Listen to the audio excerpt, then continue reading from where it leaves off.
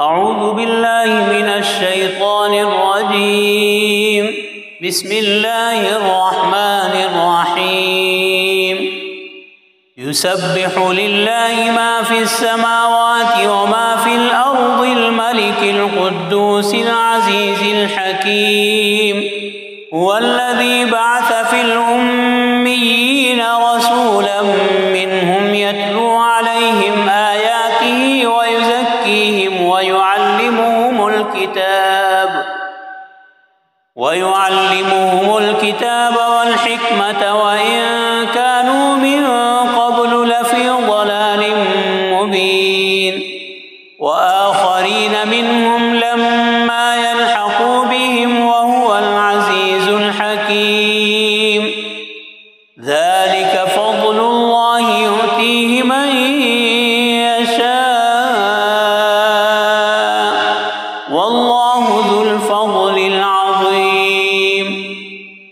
مثل الذين حملوا التوراة ثم لم يحملوها كمثل الحمار يحمل أسفارا.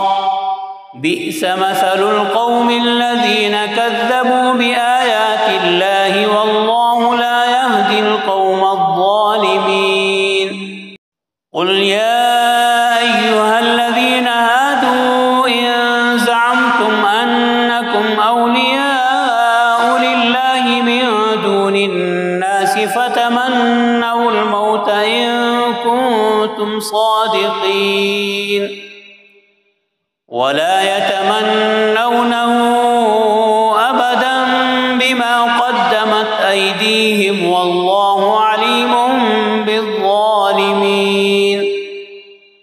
قل إن الموت الذي تفرون منه فإنه ملاقيكم ثم تردون إلى عالم الغيب والشهادة فينبئكم بما كنتم تعملون. يا أيها الذين آمنوا إذا نودي للصلاة من يوم الجمعة فاسعوا إلى ذكر الله وذروا البيع ذلكم خير لكم إن كنتم تعلمون. فإذا قضيت الصلاة فانتشروا في الأرض وابتغوا من فضل الله واذكروا الله كثيرا لعلكم تفلحون. وإذا رأوا تجارة أو لهوا انفضوا إليها وتركوك قائما قل ما عند الله خير من اللهو ومن التجارة والله خير الرازقين.